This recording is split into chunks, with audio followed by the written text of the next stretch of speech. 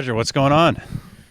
Just had a 6-hour day of, I guess, trying to sell records. Yeah. That's it.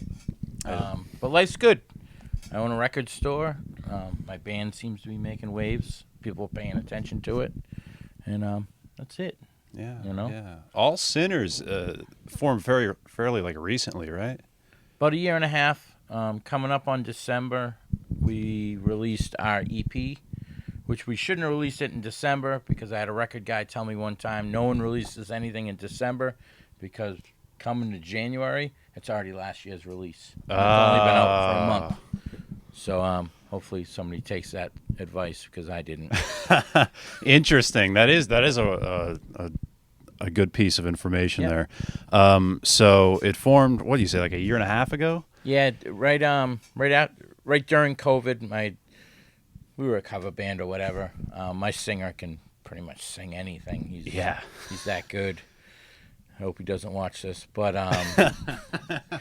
we just started writing some originals, and he started out, sent them to myself and my bass player, and we just played to him. Then when we got together, after things calmed down a little, we had somewhat of a basis just to, we already knew our parts and everything like that. And then we brought in Nick Testone on guitar, and it really, I guess, brought us to where we are today, I guess. Yeah, amazing player. Like, you have so many amazing musicians. Yeah, I'm not that good of a drummer, so I surround myself with better players. It's like you get an okay catcher, but like the pitcher's amazing, so everybody's focus is that way.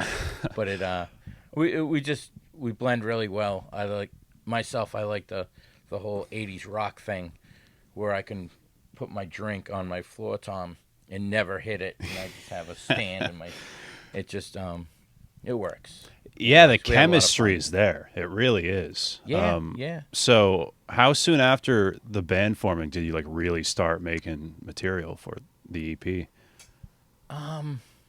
Mike wrote 2 or 3 songs. Bruce had some good ideas. Nick's just a riff master. He's younger. He's like mid. I'm like halfway to death, but like he's like mid-30s.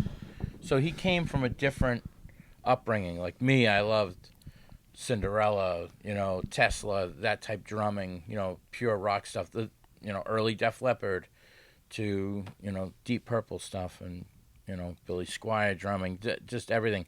But Nick comes more from a Megadeth, real riffy, Pantera, that 90s. I can totally hear metal. that. Yeah. And then my singer sounds like Dio and Michael Sweet. Yeah. And it doesn't make us, like if we had a screamer in front of us, somebody would just, belt out that style of singing.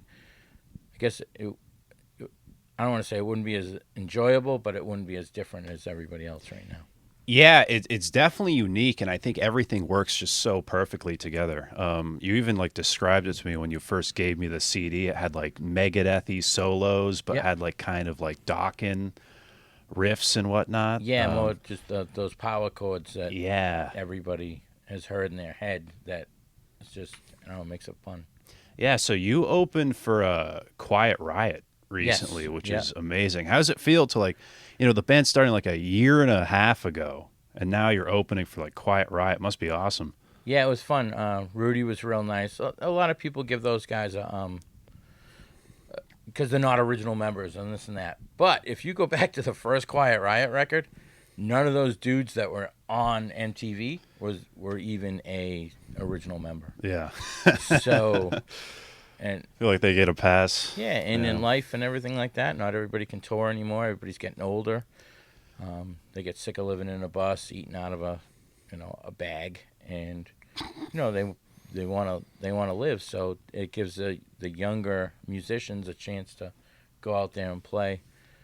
But the same thing with the Kiss guys. Everybody's saying stuff about Eric and everything else, and it's just like Eric's been in the band longer than Ace Frehley. Yeah. I mean, Ace Frehley honestly, was only in the band for what, 14 years, 15 years? Yeah. Eric's been in there since the 90s. He's been in there over 30 years. I feel like that's an issue with a lot of bands now, where a lot of people will be like, "Oh, it's not an original member." Well, they've been in there like don't go. 30 years. Then don't go. It's okay. Just stay home. stay off your computer. Stop your complaining. And it's like me. If I don't like a restaurant, I don't complain about it. I just don't go. Or just spin the record. Yeah, just enjoy that record. Original members, this and that. Like, first Iron Maiden record, amazing. This and that. Bruce Dickinson's not the original singer. Are you gonna? Anybody ever complain about Bruce Dickinson? Yeah. Not a soul. Not a soul. Think about it. Yeah. So I feel like you've done a lot of shows with All Sinners. Yeah. Are there any that like stand out to you or are like most memorable? Getting off the stage with LA Guns, and we got asked to play the Whiskey. That must have been awesome. I looked at my phone. Ace Van Johnson's a friend first, 100% friend. I've known him for a long time. But he actually helped us get on their show. They had somebody cancel. He ended up recording, sending the stuff to the gentleman that books at the Whiskey. And then I get off, and I looked at my phone. Says, "Hey, do you want to play the Whiskey?" And I showed my phone to my singer. I'm like, why don't you go ask the other guys? Because if they say no, I'm just going to go cry in the street. Like, that must have been insane, man. The Whiskey? Yeah, well, New Year's Eve. That's where we're playing. So that's it's coming up, obviously. Yeah. But it's just mainly we just played stuff around here. We played New Hampshire. We're playing Rhode Island a lot. Just played with Lita Ford, which was super cool. We just played with Dangerous Toys, Jason McMaster, which you should get on your show. He's a super nice guy. Super nice guy. I'd love to, yeah. Yeah. He's also in a band called Broken Teeth. And if you're a fan of AC/DC and Kicks and that type of style of rock and roll, you have to check them out. Super good. So like a Crocus kind of. Yeah, just a regular rock band. Yeah. I'll check them out, yeah. Dangerous Toys is really riffy and fast. Everybody knows that stuff. But we played with them last week, and it was the longest day of my life because I had to bring them to the airport at 3 a.m. But they were just great. Super nice guys. Those guys played arenas to play in 400-seat venues, and very down to earth. Super, super nice. Yeah, that's awesome, man. So I know the EP came out recently this year. Yep. Right? Yeah. I know the vinyl sold out pretty fast. Yeah. Didn't it sell out like the first day or something? We had a release party here at the store, and we only played the EP. We just played the 4 songs. What was funny is we have a bridge that everybody gets stuck at over there, and I timed it so we played at 5:10, and if the cops got called, it was like some, how can I say it, like Dukes of Hazzard type shit. So like they would get stuck at the bridge because the other way they can't get around. Yeah. So if anybody complained, we would have been done in 20 minutes, and it takes 15 for the bridge to turn. So that's perfect. Yeah, we had everything in the trailer. But how the place is set, we played out to the ocean. We housed it all off because we're next to a Dunkin' Donuts. So people were ordering coffee and shit while we were playing. So in the drive-thru, watching All Sinners play. Yeah. Very metal. Very. Yeah. Guess. Yeah, I guess. Now, will there be a repress of that anytime soon? We're going in the studio in January. Oh, wow. I still have some picture discs. I found like 8 of them, and a couple people ordered it online this weekend. So I don't want to, like we have a 4-song CD EP. We're on the 4th pressing of that. So we've gotten rid of over 3,000 CDs. Wow. And mainly it's me like giving them out all the time or whatever. But people do buy them. Yeah. But it's, just trying to do it old school and just get the word out. So you've been like writing new material. Yeah. We have 4.5, 5 new songs. Wow. And we've been playing them live, and people are starting to know them. And it takes a while to form a song, especially, Mike puts a lot into his lyrics. We really like that catchiness. You learn to like a song when you know it more. Yeah. Yeah. No, the lyrics are just amazing. Like everything just fits so perfectly. Yep. The choruses are so catchy and hooks. So how soon after the debut EP did you start writing for like the new record? Yeah, we've been writing about a year now. It's tough. My singer plays for a couple different bands. I'm always busy here.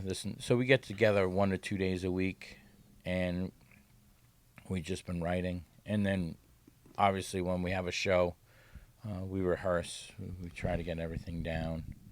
But Nick and Mike, when they write together, they actually you just try to write a good song. If you write a complete song in one practice, don't get me wrong, it could be amazing, but it could also be better. Yeah. Yeah. Yeah. So we take our time. It takes a while for Mike to put his lyrics to it, and I call it poetry.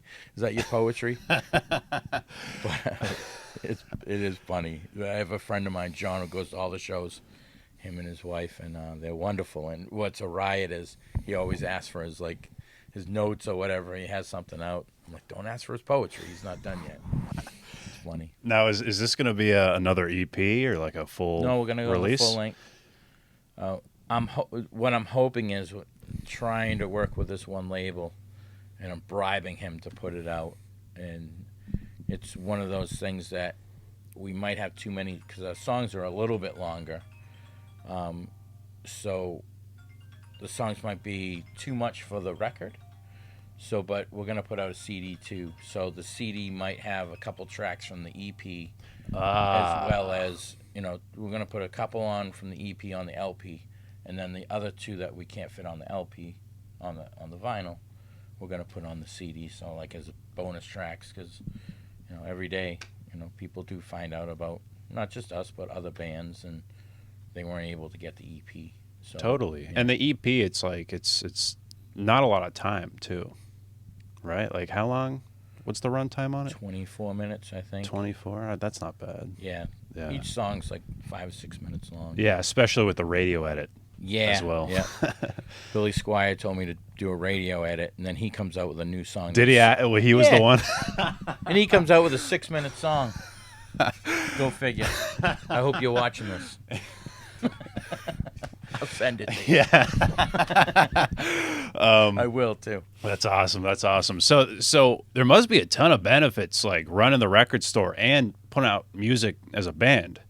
Yeah, because right? people come in, and I have this place just advertised, with the band. I have the stickers, I have the action figures, T-shirts, and it's a home base. So when people come in, and some people are like, "Who's this All Sinners band? There's stuff everywhere." I'm like, "Oh, that's my band."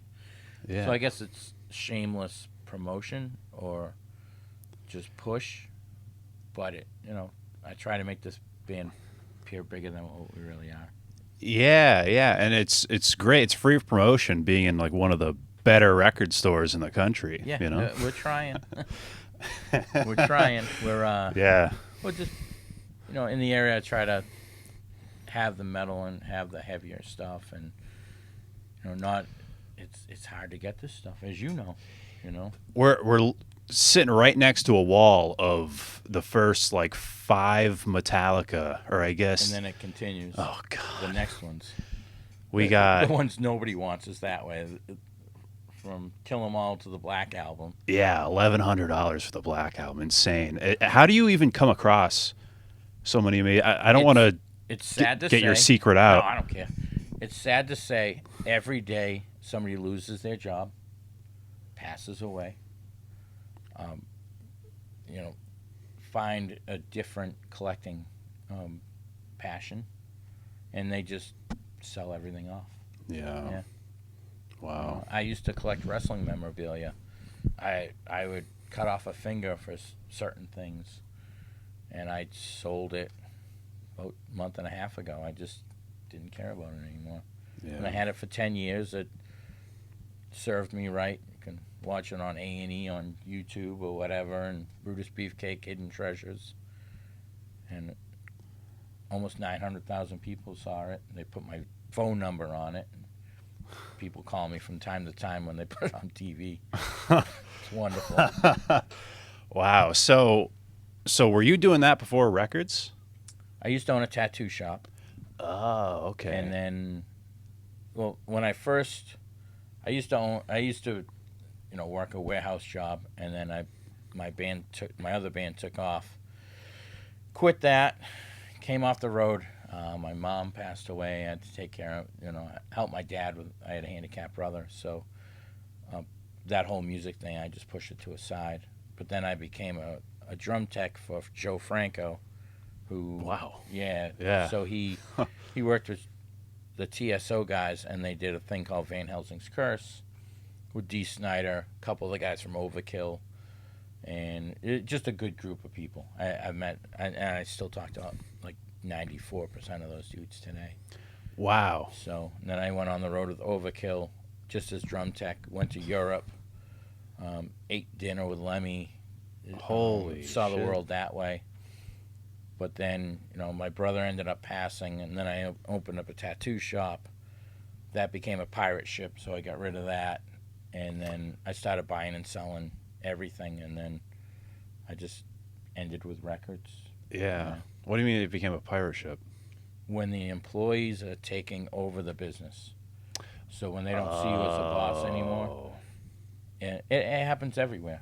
It happens everywhere, and sometimes it's good to move on and you just start your next chapter in life. So I just ended up selling it to somebody else, and I was just unhappy in life. I just got to the point where I'm like, you know what? You're told you only live once, so you apparently. Yeah. So I just literally started working, buying stuff during the week, going to the flea market on the weekend, and I did good. You can sell a bunch of junk on a table and make $400 to $600 at a flea market. You can go work at a job or this and that and make $300 to $500, get taxes taken out. And I was just like, you know what? I can work 1 day a week, enjoy myself, and then I have this job now. I work 7 days a week and can't leave. And a much bigger responsibility. Yeah. I mean, there's not much. The worst thing that can go wrong here is one of my employees not finding something. It's not a big deal, and no one gets that record if they can't find it. And it's like a library in the back too. It's not I know like everything I have. it's hard. Yeah. Insane. How many records do you think are in this store, roughly? God. Maybe 30,000. Yeah, that sounds about right. Maybe, because all under here, in the back, out front, in boxes. Yeah. And that's just the records, not even the CDs, the cassettes. Yeah. So what made you want to, you're talking about selling stuff. What made you want to sell like physical media for music? Well, I actually started selling records at the flea market. Oh, okay. So not everything's a $3 like Michael McDonald record. Yeah. So one day I went down to Connecticut.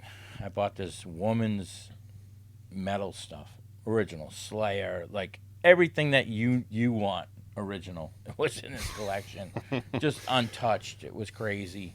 She was getting evicted out of her house. She needed the money, and I went down there and I bought like 3 long crates of metal stuff.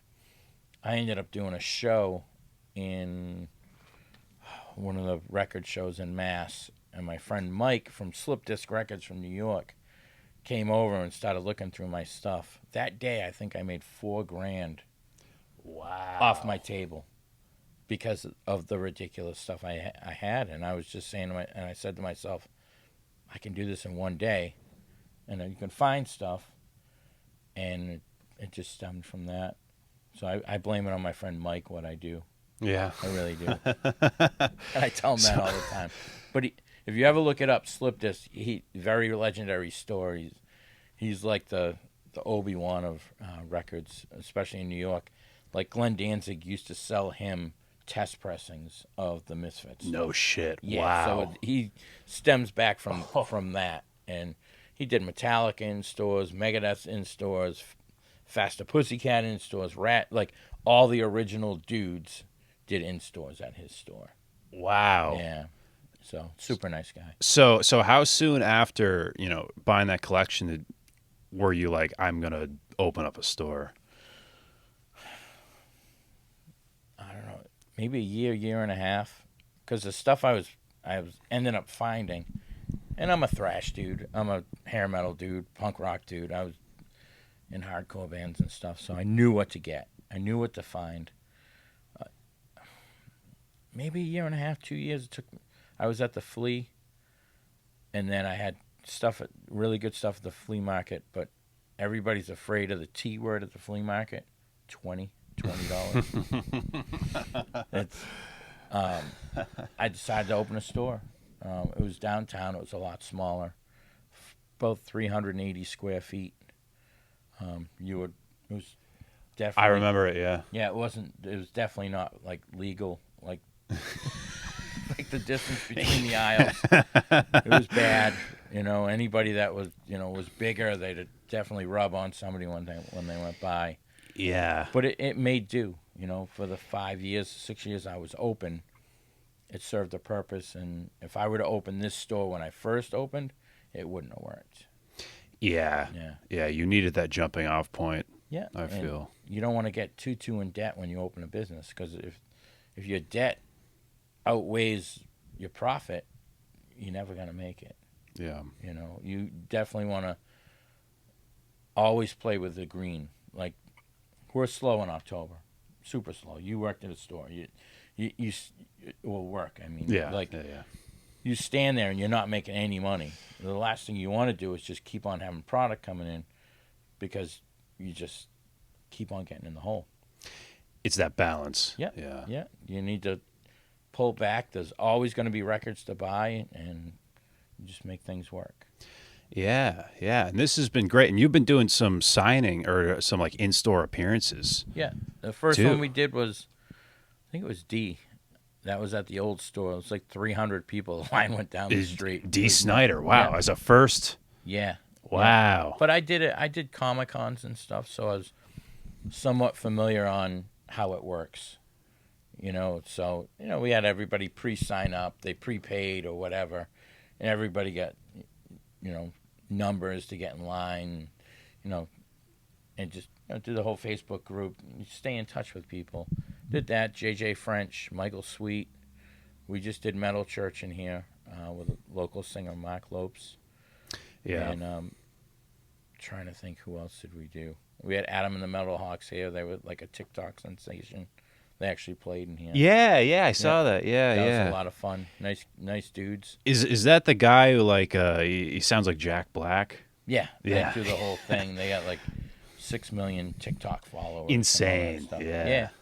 Nice kids. My friend Danny, who manages D, which helped me out with the Van Helsing thing, he manages them guys. Oh wow. Yep. Wow. Yep. So it must be interesting, because you were in bands in the '90s. Correct. Right. Yep. So it's must be interesting for you because you're seeing both sides of it. Oh, you're seeing the distribution side and the making of the art side. How has that been? Being both sides of that. Anything's as long as it's in the public's eye, it'll sell. Yeah. Like my stuff, it's always in the public eye. So people come in and go, I need that, I need this, I need that, and just staying on. Especially with social media now. So I was in a band called Closer Than Kin, and we were good. We first came out with the Unearth guys, the Killswitch guys, the Shadows Fall guys. We really, really tried, and we should have been there. But at that time, there's always that circle, and they always keep people in that circle, and we just couldn't break in. But, I mean, we're friends with all those guys. And we didn't have a label behind us, money. We signed to a bad label, and that's rock and roll. Yeah, unfortunately, a lot of those new wave of British heavy metal bands, a lot of them just got fucked over with labels. Oh, and it's the story older than time. We went to Europe. The guy said he was going to pay for us to go to Europe. I could tell you what latitude and longitude was in my driveway when I was on the phone with him. And I said, hey, man, our flights are about 4,500 going to Europe. And he goes, and? I was like, yeah, you're supposed to pay for it. And he goes, should have got it in writing. I was like, oh, yeah? And he goes, well, hey, do you think you could pay me for those CDs I sent up to you to go to Europe with? And I said right back to him, you should have got it in writing. Fuck you. And I just hung up my phone. Didn't care. Yeah. Didn't care. Just greedy motherfuckers. And it was a small label. I'm like, really? You just did that to me? Like, I leave my family, my friends, my job to go play, and sell CDs that I supposedly bought off you for $8 a piece, to sell for what, 15. So $6 at that time buys a sandwich, but not anymore. Yeah. It's tough. Yeah, and All Sinners is independent. Yeah, Right? Yeah. I pay for my credit card pays for everything. But we put on shows. It's the record label, Bank of America. If I put I know for shit. But what helps out is people buying a shirt, people buying a pin, whatever. A lot of our stuff is paid for, so it's actually working pretty well as a business, and we do really cool with merch. Like we have and I hate the word fan, but we have a great friend base that people do go and see us all the time, and they have to have the new shirt, they have to have this, the hat, the beanie, the sticker. Like, it's cool. It's amazing cool. Designs too. Yeah, Mike D from Killswitch did the skull design. Oh, really? Yeah. Oh, that's awesome, man. Well, from your area. Yeah. Mike does that. My friend Ted Bolduck, who owns Kojo's Toy Store, does a lot of our poster designs, record designs, and he did the California shirt too. Wow. So, but Mike does a lot of the 80s metal stuff, and I always tell him I want an 80s metal, and he just laughs at me. He goes, "Okay, I'll try." Do you ever see a scenario in the future where you would work with a label? I'm pushing to work with one label. Really don't want to say it because if it doesn't happen, I don't want to disappoint. Mm-hmm. But this one label that I carry heavy here at the store, and I always buy 10 to 15 things off of.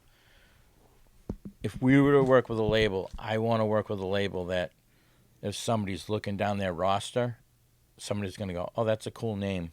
Since I listen to, hair metal, heavy metal, what's this band? And they'll look us up online. Even I don't care about the whole streaming thing or whatever, but like eventually if we go to their town, they'll know the stuff and maybe buy a shirt. Yeah. Or a CD, or buy, pre-order the record. Totally. What they want. It is an amazing band name, and I totally believe in that. That's the whole Jello Biafra belief, where it has to have a good album art and a good band name. 100%. Yeah. 100%. Where does the name All Sinners come from? I made it up. The guys didn't like it at first. And I'm like, this is going to be the name. I'm like, what do you think? Like, this is going to be the name. And my guitar player and bass player, they're knuckleheads. I love them, but they made up, let's call it peanut butter and jelly. They're that type of dudes. But it just, it's kind of a play on words. Like, my singer comes out and says, "Hey, we're all sinners." Like, so when you say it to the crowd, it might make somebody go, "Yeah, we are." Because if anybody can not say that they have ever done something wrong in life, they're lying. Yeah, we are all the sinners. Yeah, they're lying. Like, I just went 56 and a 55. I did something wrong. Yeah.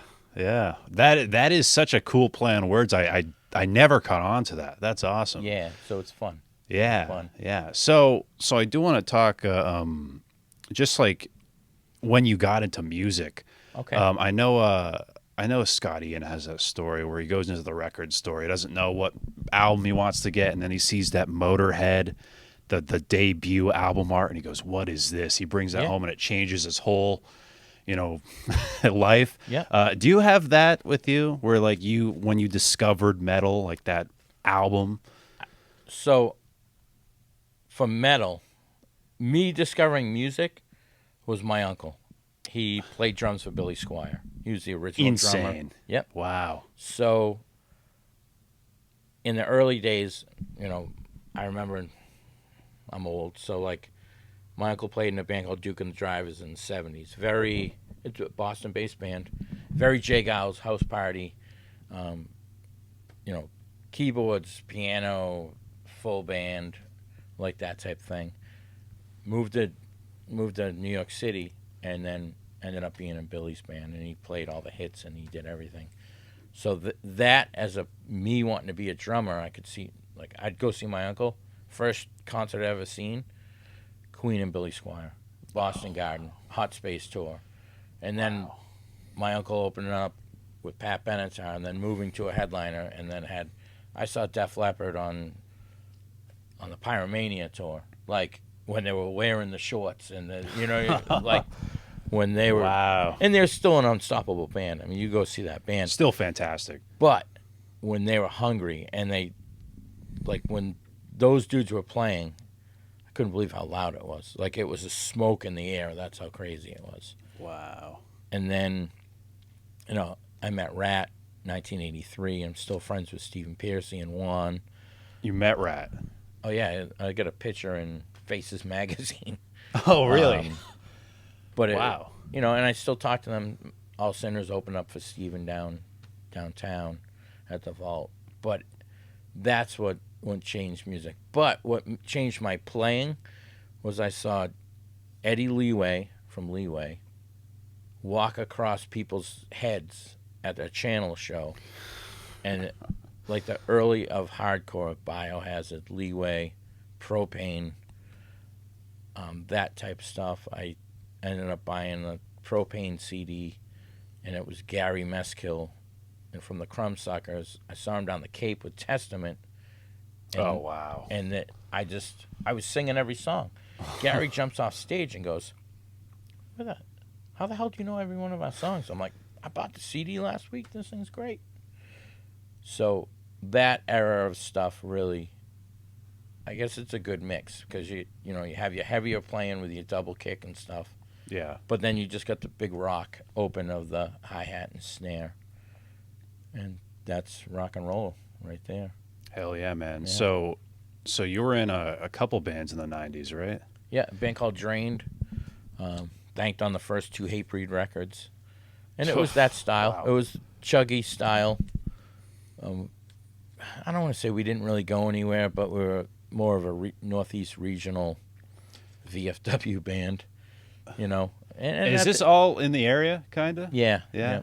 And then the band Closer Than Kin, which I'll give you a record. Oh, I'd love to hear it. And you're going to inbox me later and go, why wasn't this big? We just got on the wrong tours, and we started hating not each other, but not really liking where it was going. Like, yeah. Just didn't go anywhere. Interesting. Yeah. And what was the metal scene really like in this area in like the 80s and 90s? Well, you had the Channel in Boston, Club Babyhead, Lupo's in Rhode Island. It was great. It was great. A lot of hardcore shows. I went to a lot of hardcore shows. I booked Shadows Fall in the Woods. I paid him $75. We always do that joke. 2 years later, I'm seeing them at Ozfest, But Massachusetts, has good, rich, great bands. Wargasm, which was great. Orgasm. Another band that a lot of people talk about, which should have been big, was Trip Hammer. I don't know if you ever heard of them. I've never heard of them. Yeah, give them guys a listen. Right up that alley, Yeah. But then you got the Kill Switch, Unearth, all those bands. But Yeah. it was a great scene. Worcester Palladium had all the metal. Ralph's Rock Diner. Oh yeah. Yeah. Drain played there. Those stairs are terrible. Yeah. I still smell the bathroom in my nose. It's brutal. It hasn't changed. No, we played hasn't up there a changed. few months ago. It was good with a tree. Oh yeah. Yeah. Yeah. Yep. That's So awesome, man. It's a fun place. What are some of the goals for All Sinners currently? Are there any places like you're looking to play besides, of course, the whiskey, which is huge? I think with this band, we always talk about just playing. I've done everything.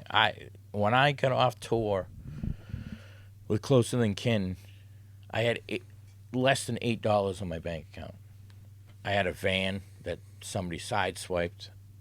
I was the low of the low. Luckily, I lived with I still had my dad and somewhat family to fall back onto. And at this time in life, I don't have my dad. We all go through that. So I cannot go for broke with this band. I was talking with Derek formerly of Unearth and Seamless and the other day about it, and he's in a new band, and I was asking him about a gentleman that is interested in the band, and he was just like, well, where are you going to go with this? Are you going to tour? Are you going to do this? I'm like, I don't know. But I want to play with a bunch of my idols, which I've already have. Like maybe do a tour. I gave Michael from Steel Panther a CD. Really liked it. That's I awesome. stood out. It was, and you know this. It was a February Saturday afternoon at the Palladium. You know how cold it is in Worcester on a Saturday? Freezing, yeah. I'm outside his bus, and he goes, hey, man, I'm going for a walk. I'll be right back, though. And I'm like, can I give you this stuff? He's like, I'll be right back. I'm going to go walk. I need to go find something. I was like, okay, cool. I stood out there for an hour. I'm like, I am a middle-aged man trying to give this man my demo. And he came back, and he talked to me, and he goes, oh, The Hunted. I love that song. That's a really cool song. Because I sent it to him in a message, and he actually answered it. Wow. So I guess our goal is to play some cool shows with some dudes, go on one of those cruises, play Tennessee, get some good barbecue, and just be happy. Right off into the sunset. Play your drums and play your instrument, play some cool shows. Like, we got off an Ace Frehley show next week, and we couldn't do it because it was in the middle of the country. My van's broken down. My singer's doing something else. Ever drive to Indiana? No, don't. I can imagine. Logistically, if it was, wasn't a week away, and everybody had plans and stuff, we could have did it. But at least we're getting offered those opportunities to play with, Insane. the top player from Kiss, Band formed a year and a half ago. Yeah. Yeah. So it's good. It's good, But we do, we have houses, we have families, I got 4 dogs. I got to bribe my roommate to, take care of them. My cousin Rob to come over, so. Juggling a lot. Yeah. But I don't want to go broke. I'm not doing this to go broke. I'm doing this to have fun. And when it ends, we just say, we played with a lot of cool people. I feel like if the world ended tomorrow, you still would have done like a lifetime worth of stuff with All Sinners. Quiet Riot, Ace Frehley, yeah, like wanting you to open, like that's insane. A year and a half, yeah, and only an EP too. I've just been around the rock community so much. I've given people presents. You have been, yeah. So it's like I've given all these dudes that come through. They always come to the store. Kirk from Metal Church lived at the store when he was here. So wow. It was cool. Who are some of your favorite drop-ins?